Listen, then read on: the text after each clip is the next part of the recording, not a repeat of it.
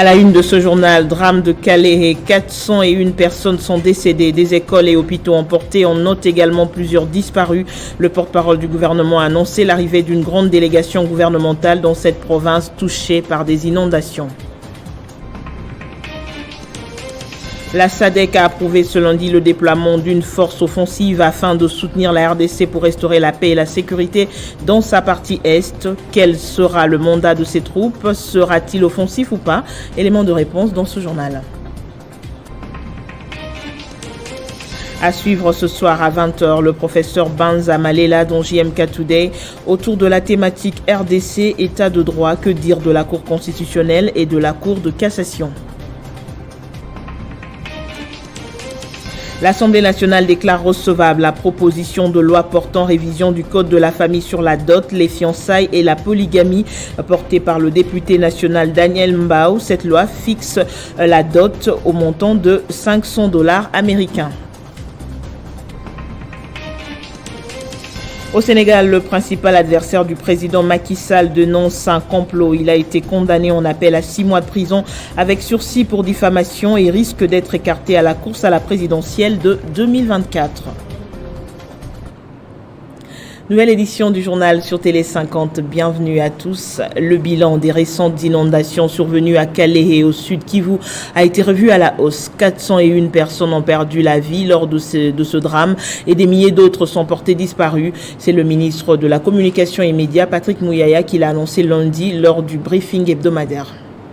401 morts et plusieurs disparus, c'est le bilan des pluies diluviennes qui se sont abattues sur les territoires de Calais dans l'est de la RDC la nuit du jeudi au vendredi dernier. La confirmation est du porte-parole du gouvernement faite ce lundi 8 mai lors du briefing avec la presse. Patrick Mouyaya a affirmé que suite à cette catastrophe naturelle, le gouvernement a dépêché une équipe sur place au sud Kivu. Le gouvernement qui est représenté sur place fera le point général de la situation parce qu'il est aussi prévu une assistance financière pour les familles qui sont éprouvées, mais aussi prendre des mesures notamment pour reloger les compatriotes qui ont été touchés par ces drames.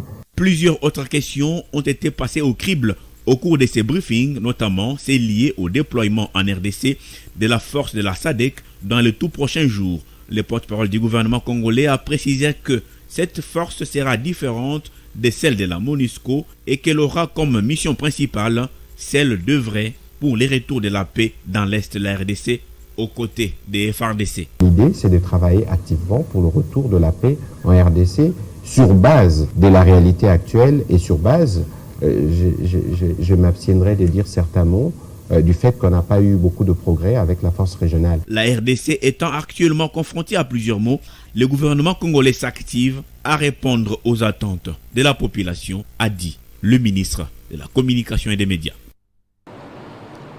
À ce même sujet, le gouvernement congolais et la communauté Bashi ont organisé à Kinshasa une messe d'action de grâce en mémoire des victimes ce lundi 8 mai, une cérémonie à laquelle ont pris part plusieurs personnalités venues compatir avec les familles éplorées.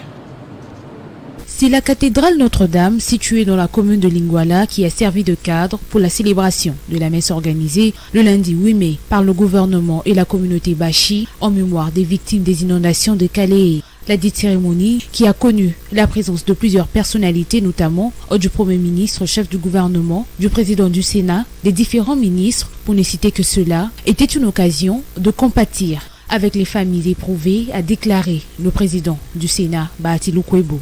Cette messe, c'est en mémoire justement des défunts, mais également une prière de compassion pour toutes les familles éplorées. Nous nous retrouvons ici parce que nous avons apprécié également le geste du chef de l'État, son Excellence Félix Antoine Tshisekedi Tshilombo, qui a voulu dédier cette journée du 8 mai 2023, une journée de deuil en mémoire de nos frères et sœurs qui nous ont quittés. Face à cette situation alarmante, d'autres par contre déplorent les conditions dans lesquelles sont enterrées les victimes. Je voudrais d'abord remercier toute la participation en accompagnant l'initiative de la prière pour nos frères et sœurs qui sont morts. Mais je m'en veux quand même condamner fermement des conditions dans lesquelles nos frères et sœurs ont été enterrés. Nous demandons au gouvernement de respecter la population du Kivu au même degré qu'on a bien enterré la population de Matadi Kibala, qu'on puisse enterrer les fils et filles de Calais dignement. Pour rappel, la pluie torrentielle qui s'est abattue jeudi 4 mai sur les villages de Bouchouchou et Nyamukubi dans le territoire de Kalehe au sud Kivu a fait 400 morts, plus de 200 blessés et plusieurs personnes sont portées disparues. Dans l'actualité, en off, une centaine de creuseurs artisanaux sont coincés dans les décombres après un éboulement survenu lundi 8 mai à Rubaya, précisément dans le territoire de Massissi, dans la mine de Songambele. Des sources administratives ajoutent que le glissement de terre s'est produit vers 11h, heure locale, et les efforts sont déployés pour retrouver les victimes dont le nombre exact n'est pas encore connu. Sommet extraordinaire de la Troïka des chefs d'État et de gouvernement de la communauté de développement de l'Afrique australe. La SADC a approuvé ce lundi le déploiement d'une force offensive afin de soutenir la RDC pour restaurer la paix et la sécurité dans sa partie est. Cette partie, justement, est victime des violences armées, doublée des massacres. Mais comment se fera le commandement de ces différentes armées sur le sol congolais? Jean-David Kilolo s'est penché sur la question. Après avoir obtenu de ses homologues de la SADC l'envoi d'une brigade offensive en République démocratique du Congo pour combattre les forces négatives qui pullulent la partie orientale, les autorités congolaises s'en félicitent et reconnaissent les efforts diplomatiques déployés par le chef de l'État, Félix-Antoine Tshisekedi Tshilombo, en dépit des réticences de certains pays. Mais cette nouvelle est diversement commentée dans l'opinion. Pour certains, c'est une mauvaise impression sur les sérieux avec lesquels on prend les décisions. Daniel Shekomba, ancien candidat président de la RDC, précise que le pays de la SADC auront des problèmes des bases arrières et des ravitaillements en armes et munitions sans la collaboration des pays de l'EAC. Encore une fois, gain risque la RDCP. Pour la sénatrice Francine Mouyumba, la SADC à l'Est sans les départs de l'EAC, c'est un désordre de plus. Pour permettre à la SADC de réussir sa mission, il faut les départs immédiats de la force de l'EAC. L'hypocrisie de cette force était prévisible, mais maintenant que les conséquences corrigent mieux que les conseils, elle espère que les autorités congolaises comprendront qu'il faut faire partir l'EAC pour éviter tout chevauchement, car la SADC ne se laissera pas faire. Faire partir l'EAC ne sera pas aisé parce que selon les résolutions du sommet de la SADC, l'organisation de la sous-région approuve une approche coordonnée efficace avec les autres forces, c'est-à-dire avec l'EAC, et approuve également l'organisation d'un sommet quadripartite SADC, EAC, CRGL, CEAC. Pour certains analystes avisés, l'approche coordonnée efficace avec les autres forces et sommets quadripartites sont les pièges qui mettent en doute les décisions et qui pourraient certainement empêcher la SADC à pouvoir se déployer et fonctionner comme il se doit. L'histoire de la République démocratique du Congo retiendra qu'à l'espace d'une année, on a eu près de 10 armées, 10 pays africains sur les sols congolais. Comment se passera le commandement de ces 10 forces sur les sols congolais? L'EAC, en complicité avec le Rwanda, l'Ouganda, le Burundi, se laissera faire. La SADC, avec sa mission offensive, pourra-t-elle mener à bon escient sa mission? Il appartient à la République démocratique du Congo d'assumer et assurer l'intégrité territoriale pour éviter la présence de ces troupes étrangères sur les sols congolais. Et le président Félix Tshisekedi entame ce mardi une visite d'État de 48 heures à Gaborone au Botswana. La première étape de cette visite sera marquée par une rencontre en tête-à-tête entre Tshisekedi et son homologue Mokweti. L'autre moment fort de cette visite sera l'organisation d'un business forum voulu de longue date par les deux chefs d'État. Prenez rendez-vous sur Télé 50 ce soir. Jean-Marie Kassamba reçoit à 20h le professeur Banza Malela dans JMK Today autour de la thématique RDC, État de droit. Que dire de la Cour constitutionnelle et de la Cour de cassation? La recrudescence de l'insécurité à Kindu-Maniema n'a pas laissé indifférents les élus provinciaux. Après différents événements criminels qui ont eu lieu, les députés se sont exprimés dans une déclaration pour solliciter l'implication de l'autorité compétente. Après les événements malheureux survenus à Kindu le week-end dernier, des réactions de certains acteurs politiques et de la société civile, c'est au tour des élus provinciaux de monter au créneau. L'Assemblée provinciale du Maniema sursoit l'objet de la mission de députés provinciaux en cours à Kinshasa dans une déclaration rendue publique lundi 8 mai. L'organe délibérant demande aux autorités habilitées à trouver les instigateurs de ces échauffourées afin qu'ils soient sanctionnés par la justice. L'Assemblée provinciale du Maniema condamne avec la dernière énergie cette façon d'agir de certaines personnes manipulées par des pécheurs à nos troubles qui ne veulent pas qu'il y ait la paix dans la province du Maniema en général et dans la ville de Kindu en particulier. Tout en fustigeant cette façon d'agir, elle interpelle les services attitrés à pouvoir établir les responsabilités et sanctionner leurs auteurs.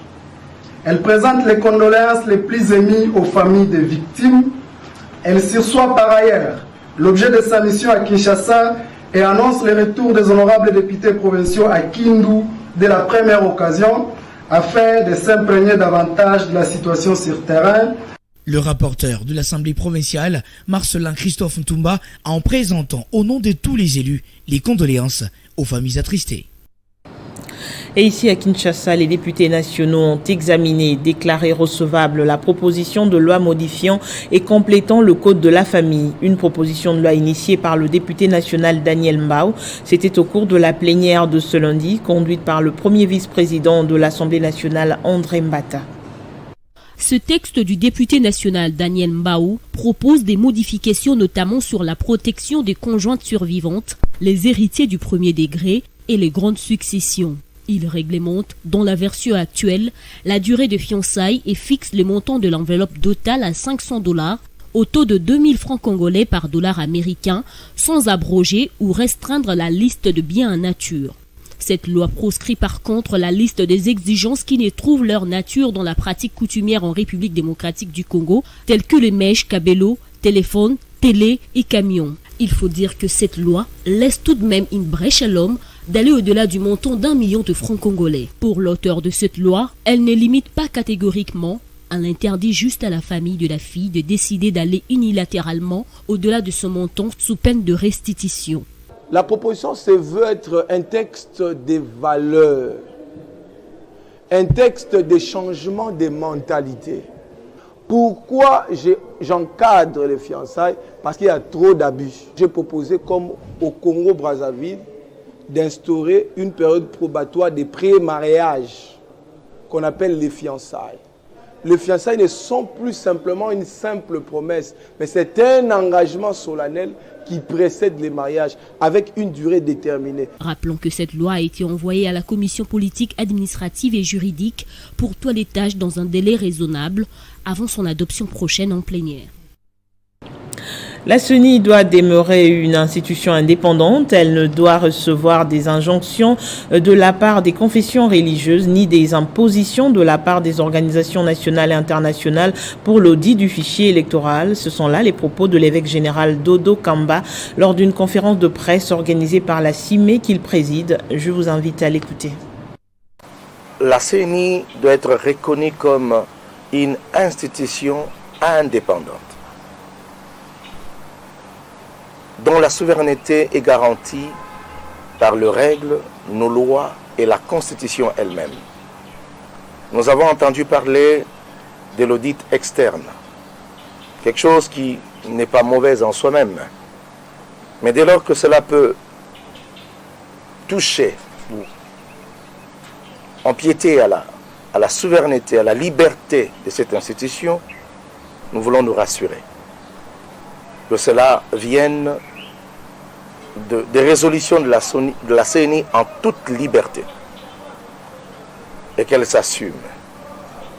Mais si cela doit venir des pressions que celle-ci va recevoir à l'externe ou de la pression d'autres organisations nationales plutôt ou internationales, nous refusons cela. Nous voulons nous garantir que la CENI sera en train de travailler sans aucune pression quelconque et qu'elle fasse son travail comme elle nous a promis de le faire. Et des confessions religieuses que nous sommes là en tant que conseillers pour toutes les institutions de notre pays, notamment la CENI, Mais ce que nous disons ne doit pas être pris comme des injonctions que nous donnons, ce sont des conseils tout simplement. Et la CENI est libre d'apprécier. Ouverture du séminaire d'orientation budgétaire 2024 à Kinshasa. Ces travaux ont pour objectif de renforcer la transparence et la participation citoyenne au travers des débats et échanges en vue de définir les priorités dans l'élaboration du budget de l'État. C'est le ministre d'État en charge du budget qui en a donné le go.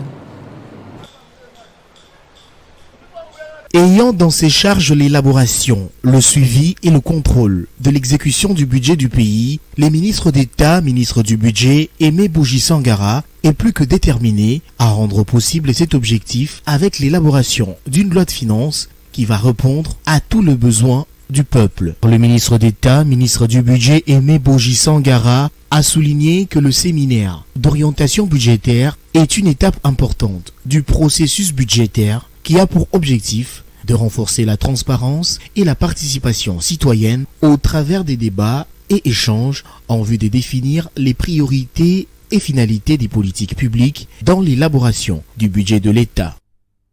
Votre présence en ces lieux, malgré vos agendas chargés, est une preuve manifeste de votre attachement aux questions liées à la bonne pratique des finances publiques dans notre pays. Elle prouve à suffisance votre souci d'accompagner le gouvernement de la République dans l'amélioration de la programmation budgétaire afin de poursuivre la mise en œuvre de la vision de son Excellence M. Félix Antoine Tshisekedi Tshilombo, président de la République, chef de l'État, de faire de la RDC un État fort, prospère et solidaire en marche vers son développement à travers le programme d'action du gouvernement piloté par son Excellence M. Jean-Michel Sama Lukonde Kyenge, Premier ministre, chef du gouvernement. Notons que le gestionnaire de caisse de l'État, Aimé Bougie Sangara, a signalé que les allocations budgétaires proposées dans le CBMT 2024-2026 sous examen tiennent compte des priorités stratégiques des secteurs sociaux, de ceux disposant des lois, des programmations, des grandes réformes et des ressources innovantes. Il s'agira notamment des secteurs de la santé, de l'éducation et de l'agriculture. Sortie officielle d'un nouveau parti politique, Mouvement social des Tshisekédistes Unis MSTU. La cérémonie a eu lieu samedi au quartier de Bonhomme en présence de cadres et militants de cette formation politique alliée à l'UDPS Tshisekedi. Un nouveau-né dans la sphère politique congolaise. Il s'agit là du mouvement social des Tshisekédistes Unis MSTU en abrégé, parti allié idéologique et naturel de l'UDPS Tshisekedi. Ils sont venus de partout, les militants du MSTU, assister à cette activité de grande envergure. Naissance officielle du parti, nous sommes là à des bonhommes, précisément à l'espace dit Elko. Au cours de cette cérémonie solennelle, le secrétaire général de ce parti politique, Jacob Minengu, a présenté dans la foulée en quelques lignes l'historique, la vision et les objectifs de ces nouveaux partis. Ils visent entre autres à poursuivre l'idéal de la lutte pour les véritables changements tels que prônés par Etienne Tshisekedi Wamulumba, pérenniser la mémoire de ce père de la démocratie au Congo-Kinshasa qui avait placé l'intérêt du peuple au-dessus de toute autre préoccupation partisane ou individuelle. Nous avons fait notre sortie officielle aujourd'hui. Comme nous avons mené les combats avec Etienne Tshisekedi, nous allons continuer ça jusqu'à la victoire finale. Et nous y travaillons pour affronter les élections de 2023 ici. Le parti politique Mouvement social des Tshisekédistes Unis poursuit en synthèse la promotion de la justice sociale et administrative, élever les niveaux de vie de la population pour ne citer que cela. Signalons qu'au niveau national, le MSTU est déjà implanté dans 20 provinces et à l'extérieur de la RDC dans 7 pays. Au Sénégal, l'opposant au président Macky Sall est à deux doigts d'être écarté de la présidentielle de février 2024. Son inéligibilité est toujours en question après la décision de la justice de le condamner à 6 mois de prison en appel. Son dernier recours, un pourvoi en cassation. La décision de la justice est tombée le lundi. L'opposant à Macky Sall écope de 6 mois de prison avec sursis en appel, une peine alourdie comparativement au verdict en première instance. Si cette décision est confirmée, le politicien sera définitivement écarté de la présidentielle de 2024 pour inéligibilité. Pour cela, l'opposant a 6 jours pour se pourvoir en cassation. Son procès s'est tenu en son absence, Ousmane Sonko ayant annoncé dès dimanche 7 mai au soir qu'il ne serait pas présent. Le politicien de 48 ans doit également payer une amende de 300 000 € de dommages et intérêts au plaignant, le ministre du Tourisme Mamé Mbaye Niang. C'est lui qui l'a traîné en justice après s'être senti diffamé et injurié publiquement. Mais le troisième à la présidentielle de 2019 accuse le pouvoir d'instrumentaliser la justice pour l'empêcher de se présenter à la présidentielle de 2024. Ousmane Sonko dénonce un complot pour l'écarter de la scène politique et rappelle sa campagne à la désobéissance civique contre la justice. L'homme politique est aussi accusé de viol dans un autre procès dont la première audience doit se tenir le 16 mai prochain. Ces procès ont souvent été source de tension au pays en raison de la forte mobilisation de ses sympathisants. Et en international, malgré la guerre qui l'oppose contre l'Ukraine, la Russie célèbre ce mardi 9 mai le jour de la victoire sur l'Allemagne nazie. Mais cette fois avec une sécurité renforcée et aussi une réduction des festivités, une commémoration qui intervient juste après celle des autres pays occidentaux.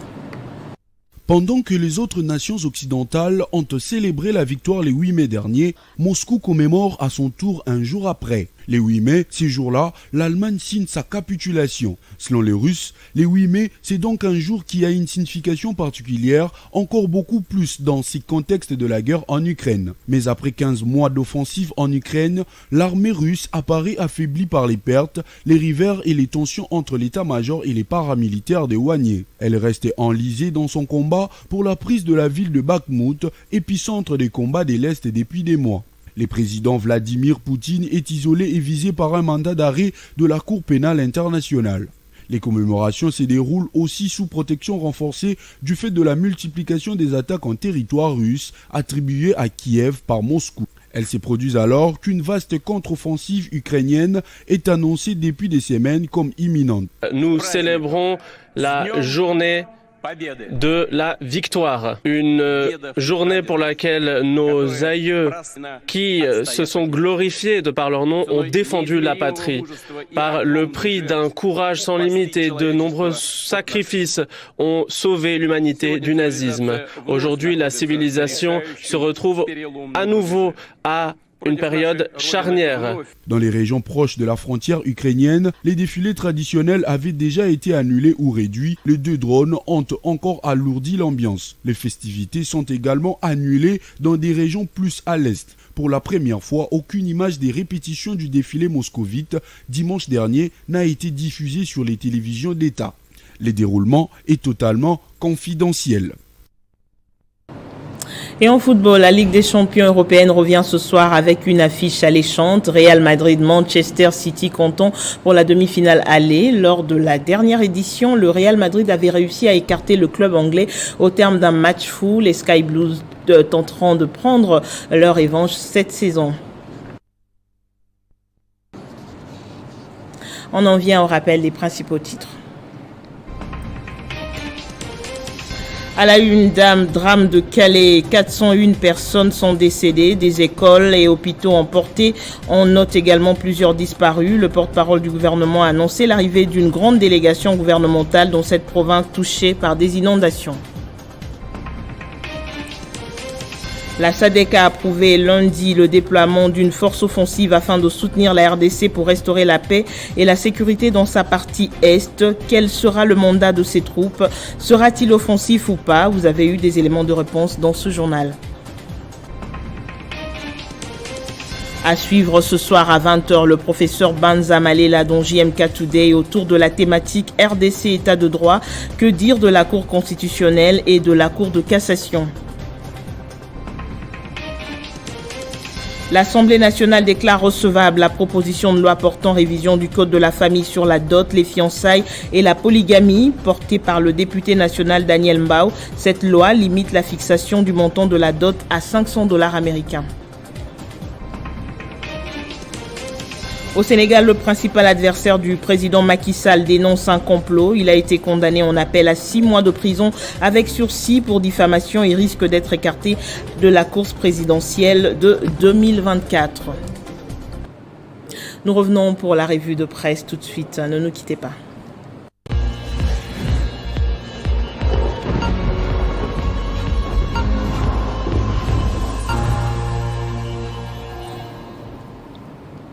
Dans une sélection de Héritier Ntambois, de l'autre côté du plateau. Bonjour et bienvenue Héritier. Merci beaucoup Amina.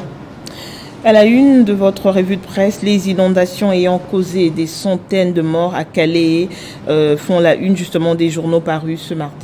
Oui. On en parle encore puisque tout simplement le nombre de victimes de ces inondations est revu à la hausse. Alors on commence notre lecture transversale des journaux avec Radio Okapi qui titre à sa une « Inondation de Calais ».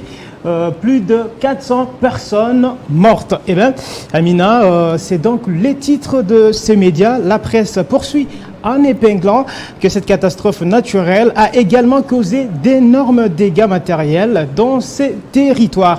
D'après Radio Okapi, une première assistance à médicaments, bâches et vivres du gouvernement provincial du Sud Kivu est arrivée sur place samedi dernier. Affirmation des sources sur place, relais ce rédacteur de Radio Okapi. De son côté, Amina Bayombo, Radio France Internationale mentionne à sa une inondation dans l'est de la RDC, à Calais précisément. Les survivants cherchent toujours leurs proches disparus.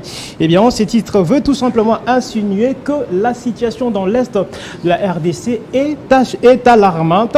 Eh bien, nos confrères rapportent à leur tour que 401 morts et plusieurs blessés. C'est le bilan des récentes inondations des différents villages du territoire des Caléiers dans la province du Sud Kivu. Et RFI note que la délégation gouvernementale a donné ses bilans hier à Bukavu sans donner plus de précisions sur le nombre de disparus. Mais à Caléiers, des familles entières espèrent retrouver les leurs, soulignent ces médias. Conflit israélo-palestinien, des frappes israéliennes sur Gaza font 13 morts, dont 3 chefs du djihad islamique. Exactement, j'en terminerai là-dessus d'ailleurs. 13 personnes parmi lesquelles 3 chefs du djihad islamique, mais aussi 4 enfants, selon le ministère de la Santé à Gaza, ont été tués ce mardi avant l'aube dans des frappes aériennes israéliennes sur la bande de Gaza. Elles ont également fait 20 blessés, renseigne la presse 20 minutes. Cette presse note par ailleurs que les frappes aériennes qui ont commencé peu après 2 heures surviennent moins d'une semaine après l'annonce d'une trêve obtenue à la suite d'une médiation égyptienne au terme d'une nouvelle escalade des violences entre l'armée israélienne et le djihad islamique consécutive à la mort dans une prison israélienne d'un responsable de ces mouvements en grève de la faim pendant près de 3 mois. Voilà qui met fin à cette revue de presse. Amina Bayombo. Nous vous en remercions. Je vous en prie. Le journal revient dans moins d'une heure sur votre chaîne. Merci de votre fidélité.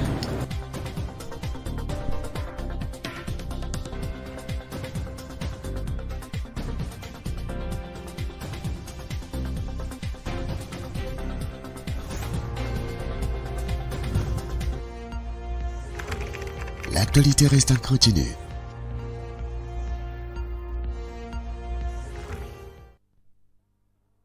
Communiqué de presse de l'autorité des régulations de la sous-traitance dans le secteur privé. Conformément au contrôle des activités des sous-traitances dans le secteur privé, tel qu'annoncé par son directeur général, l'autorité des régulations de la sous-traitance dans le secteur privé, ARSP en sigle, porte à la connaissance des entreprises principales et celles des sous-traitances œuvrant dans la ville de Kinshasa et opérant dans tous les secteurs de l'activité économique qu'à partir de lundi 8 mai 2023, les équipes de l'ARSP passeront pour une mission de contrôle au sein de leurs entreprises respectives. À cet effet, un avis de passage leur sera déposé 48 heures avant la date de la visite de contrôle. Il s'agit à titre illustratif des sociétés ci-après concernées. Secteur des télécommunications et infrastructures des télécoms. Vodacom Congo RDC SA. Orange RDC SA. Airtel Congo DRC SA. Africell RDC SA. Standard Telecom. Liquide Telecom RDC SARL.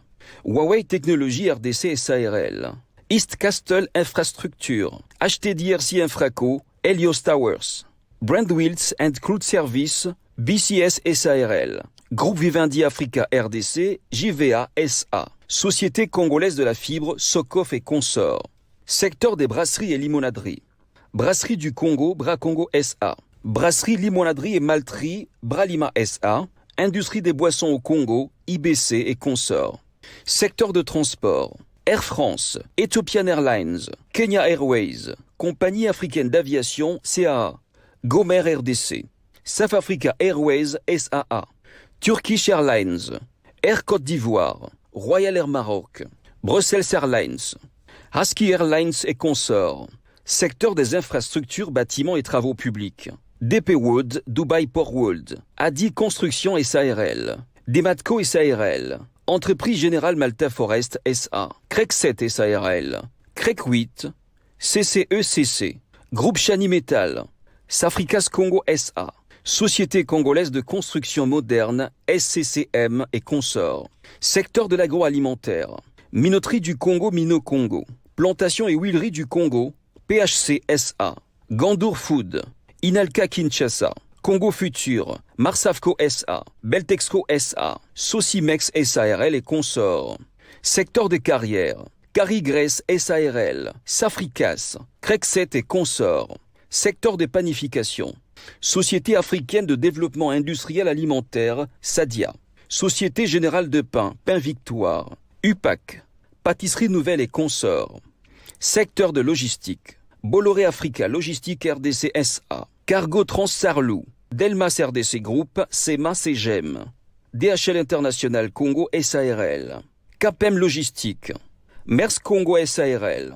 Server SARL. Safmarine RDC et consorts. Secteur des cosmétiques. Angel Cosmetics. Dove Cosmetics. Fabrication, emballage, montage et conditionnement. Femco. Gandour Industrie Congo. Société Palmco et consorts. Secteur pharmaceutique. News et Samex. Prince Pharma SARL. Chalina Pharmacie. Zenoufa. Imex Pharma Distribution. Promed Pharma. Pharmagro et consorts. Secteur des services. Central Motors SARL. CFAO Motors. Pigma. Dispromalt SARL, Prodimpex, Proton SARL, Sokin SARL et consorts. Fête à Kinshasa le 5 mai 2023. Honorable Miguel Katem Kachal, directeur général. ARSP, bras armé de l'État pour la création et le développement de la vraie classe moyenne congolaise.